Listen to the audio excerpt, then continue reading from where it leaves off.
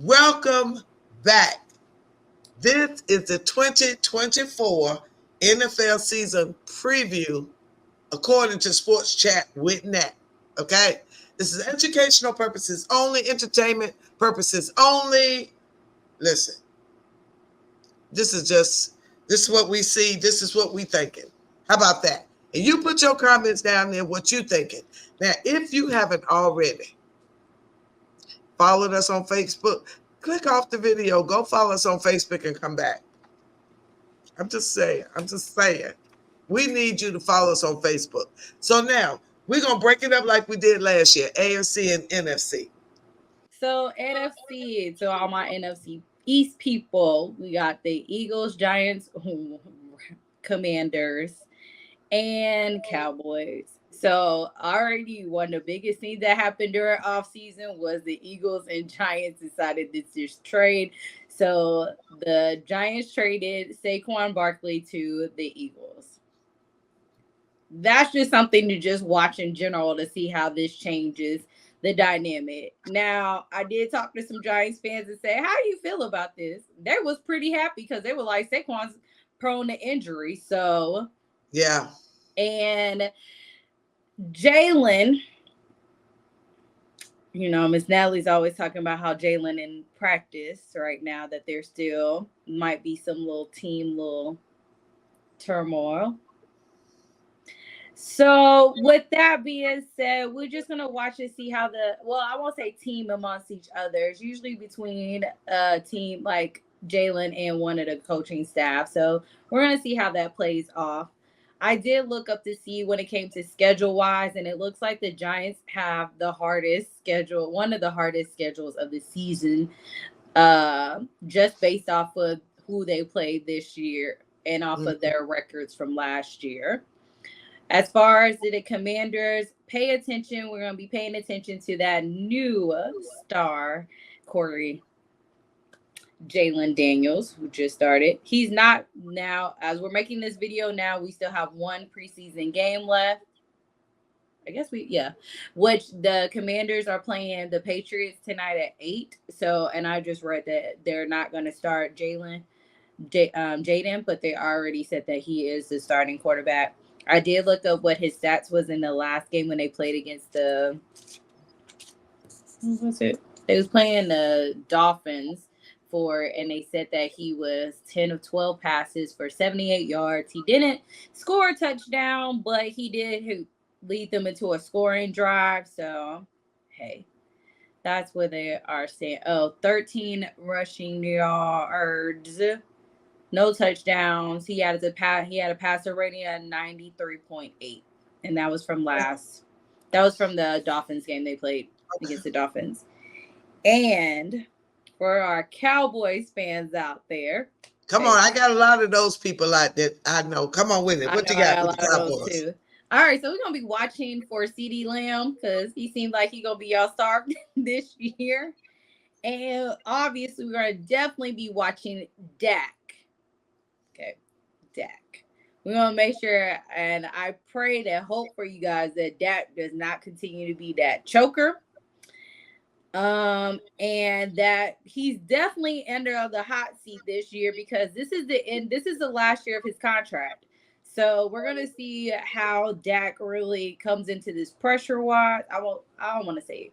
I guess we will say pressure because he does have a lot of pressure coming on with it because last season, obviously, the Cowboys were pulling up 40 points at home. And then all of a sudden, literally the home wild card game against the Packers. And yes, Dak comes in and chokes with the rest of the team. Yeah. And that was the end of it. And like I said, I felt it was embarrassing for them. So we're gonna see how that goes with it.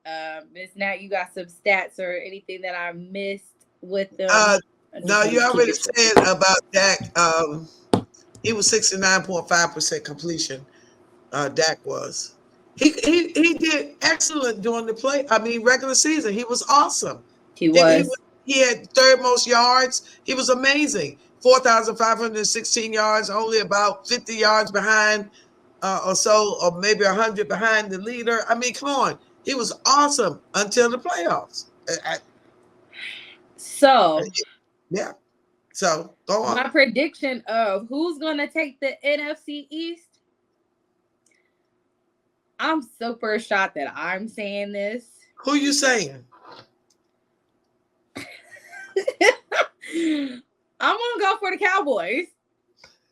I know, I am very shocked that I am saying this because I am not that, but based off of what they have and stuff, I really do think that they can do it because last year they came out of nowhere and they kind of just, I think they have the elements of being it. And I feel like when they're at home, they're very powerful. And if they continue how they did, like they was last year with it and continue that momentum of it, almost like how the Dolphins was last year, like at the beginning part of the year. But the Cowboys like continued on with it. Like at points in time, I know I thought it was a fluke, like, oh, maybe it was just a couple of weeks and stuff like that. But they continued to do it. So obviously when the Cowboys at home, they're strong. And I feel like they can continue that. They just, now I ain't say they was going to win playoffs. We going to continue. That's going to be another video later on the season. But I do think that they probably could win the East. Well, I chuckled, but I picked them last year to go all the way. I really did. I was kind of between. You had I thought the Eagles in the first 8-9 games when they was scoring, like you said, 40 points a game almost. So, but then they just fell off. So I'm not too shocked. So that's the NFC East. Okay. All right. NFC West with our 49ers starting it off. Ooh. Yes. The last NFC division champions. Okay. All right. Everybody's trying to figure out what's going on with Christian McCaffrey because he had a calf strain. And yes, even to the point that fantasy football people have been putting on here. Should I draft him first? They keep saying that he's going to be ready, but that was like last week they had a thing for it. They've been to be honest, I'm going to be honest. They've been kind of keeping it under wraps with him of like really what his injury is and stuff. They just keep saying he's going to be ready. I feel like last year with Travis Kelce when he got hurt and everybody's like, is he going to be ready? And they was like, yeah, he's going to be ready. But he won't ready. Travis was not playing like he's supposed to the whole year. Nope. So we're just going to keep watching and seeing when it comes to Christian McCaffrey. Also, we still got George Kittle on the team. And Brock, his last couple of preseason games weren't that great. But, hey, we'll see about that. Listen, Brock is a beast. So, I mean, hey.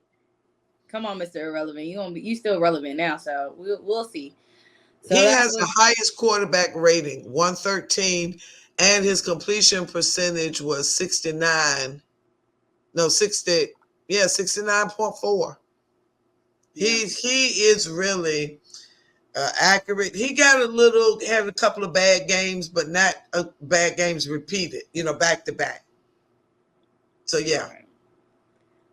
As far as then we got the Seahawks. The Seahawks, of course, they're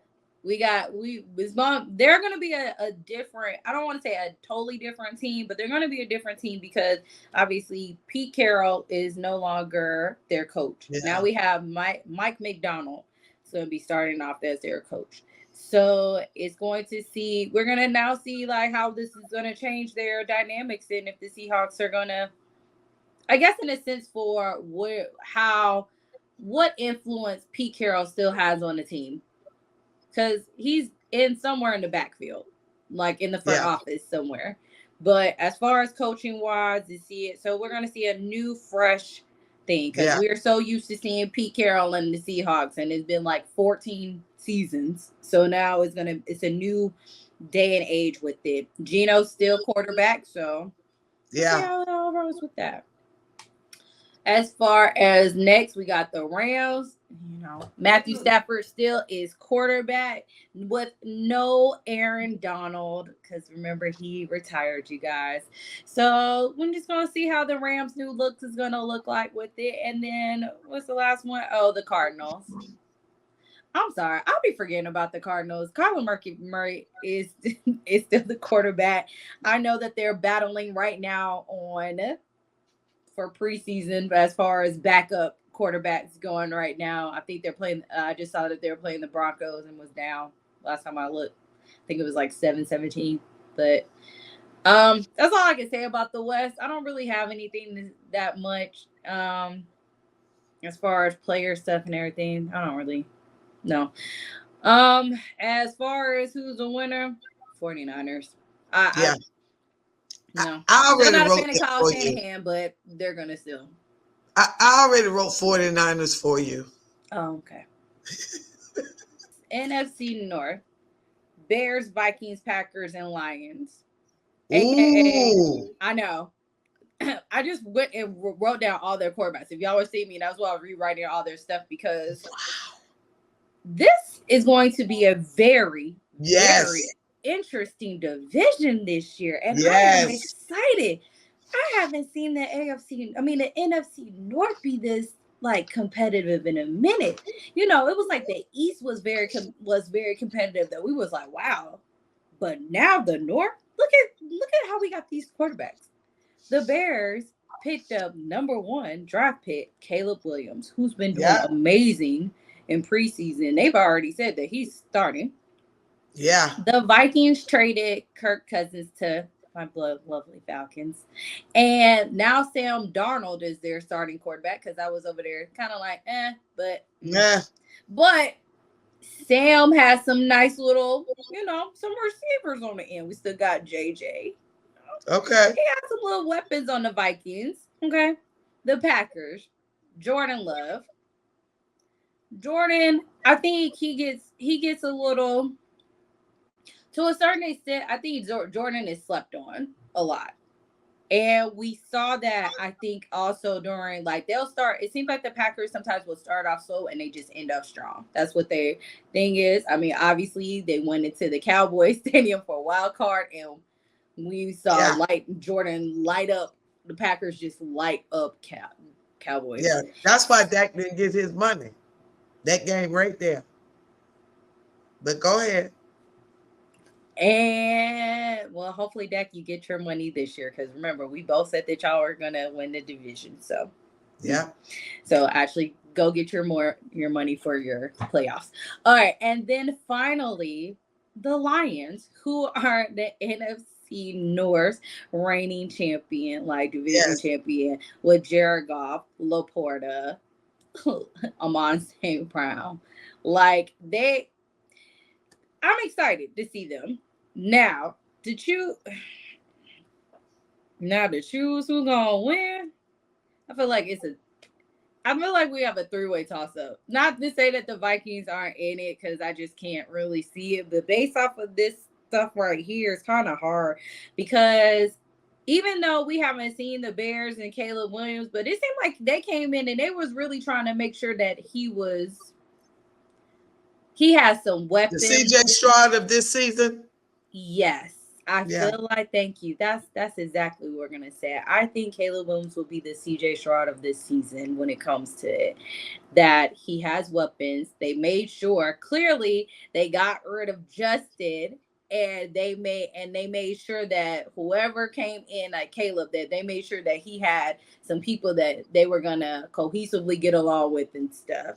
Mm-hmm. And then we have Jared. I think it's going to be a toss-up between the Bears and Lions this year. Oh, okay. And the reason why I say this is the Lions, they're only, I feel like, in a sense, the Lions, they came out of nowhere. I won't say they came out of nowhere. They've already been building it up. But they literally got the taste of what it was to being this close. Because we all know, we always said that. I think a lot of us, and I still think it should have been a Lions-Ravens Super Bowl. We all know. So, but even saying that, you're saying between the Bears and the Vikings, though, to win the division this year? Said no, Bears and Lions. Oh, Bears and Lions. Yeah. Oh, you thought I said Vikings? Yes. Oh no. Oh, that's why your facial expression was like, what? I was like, Yeah, no, what? the Lions. No, the Lions. Okay. I think it's a Okay. toss-up between the Bears and Lions. And Okay. if I could flip a coin with it, I'm still on the Lions. I'm going Lions. But I think the Bears are gonna shock us this year. That we're Okay. gonna say, oh, with all their things. NFC South, which is always competitive in my eyes. Okay. We got the Panthers, Bryce Young, little kitty cats at times I like to call them. So Bryce, I just read that he was excited about playing a preseason game this season, and like of how well he did and everything. Okay, we'll see what happens this year.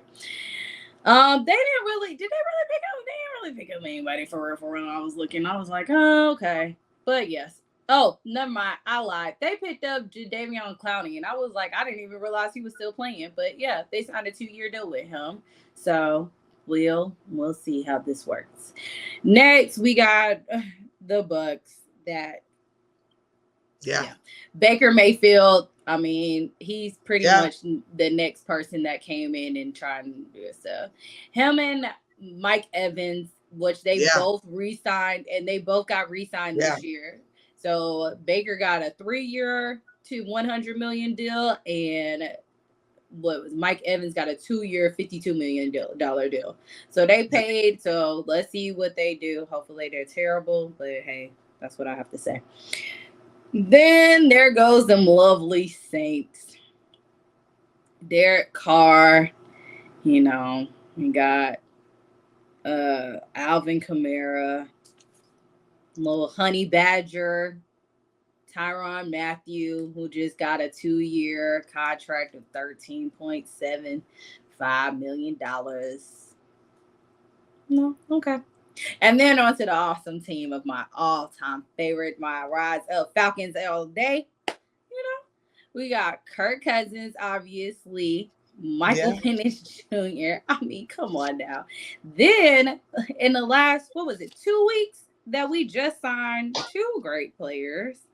Matthew Judon, who was a Patriots defense, and we got Justin Simmons. So be on the lookout for us, okay? I know that this last, preseason game, because I did get some text messages from people talking about how come y'all was 30? How come y'all didn't get any points? It's preseason. I don't care. Yeah. Okay. Who cares? So nobody cares. Okay. Because at the end of the day, guess who's trying to figure out what their life is? Not only the players who trying to make the team, and also the referees who trying to figure out how they not going to get hurt and hit, and figure it out how people don't threaten them at the year. Because of, they made a play. They messed up a call that could have, defined the game. So, with that being said, with all the stuff going on, I'm going to go with my Falcons. I think this is our year. This is definitely our year. We've made some changes. I'm just ready. Our schedule this year is great. Home schedule, so... Also, they also said for real, I went down on the schedule thing. They said and I'm not picking it just because they said that we have the easiest schedule, because also they said the Falcons and the Saints have the easiest NFL schedule this year. Now, we'll see how that goes. But I'm going with my Falcons. Well, I pick your Falcons as well. I think Raheem Morris, I think he's gonna bring a new energy to the team. I think it's going to be electric. I know the first game is going to be electric because they played the Steelers. I really don't want y'all to lose, but you got to lose because you play us. But I want it to be a good game. I don't want it to be a blowout, but I do believe. Now, I teased my deacon at church and said it's going to be the Steelers and the Falcons in the Super Bowl. So that'll be a great one. We're going to manifest. That would be a great Super whole Bowl. Entire fit.